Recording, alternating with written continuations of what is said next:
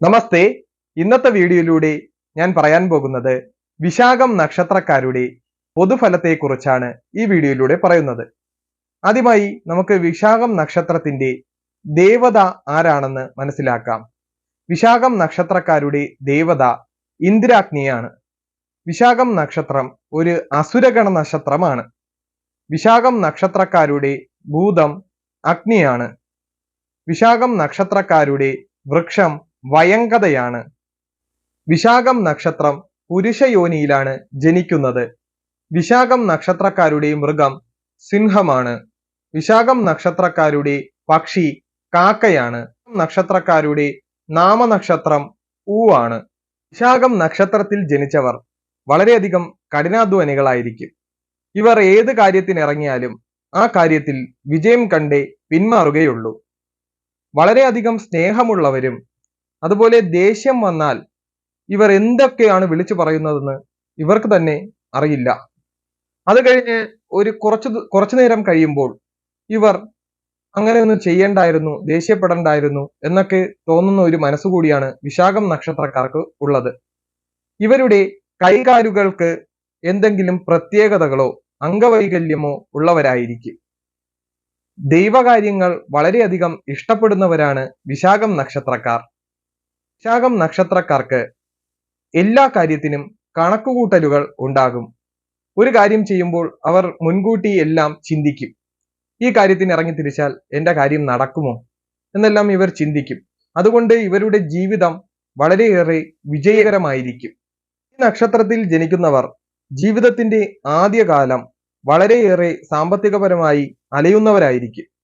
പക്ഷേയെങ്കിലും പിൽക്കാലത്ത് ഇവർ വളരെയധികം ധനികന്മാരാകുവാനും സാധ്യത വളരെ കൂടുതലാണ്.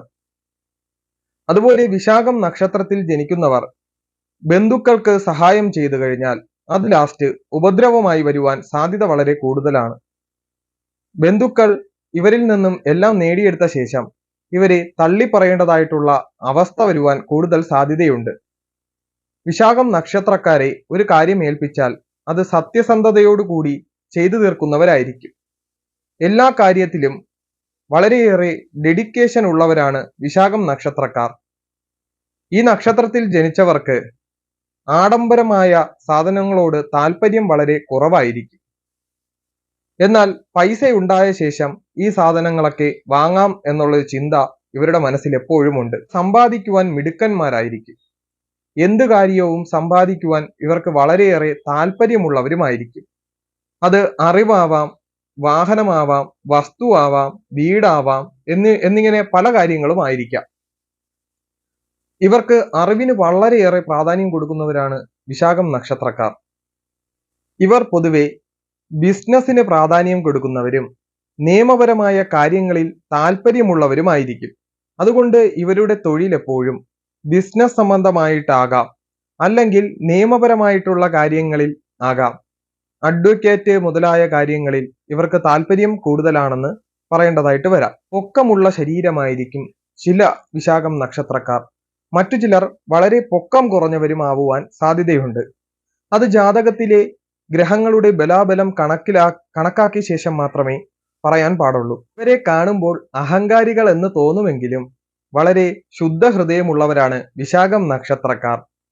വിശാഖം നക്ഷത്രത്തിൽ ജനിക്കുന്നവർ വളരെ ധീരന്മാരാണെന്ന് വിചാരിച്ച് നടക്കുമെങ്കിലും വളരെയധികം പേടിയുള്ളവരാണെന്ന് പിന്നെ എല്ലാവർക്കും തിരിച്ചറിയുവാൻ കഴിയും.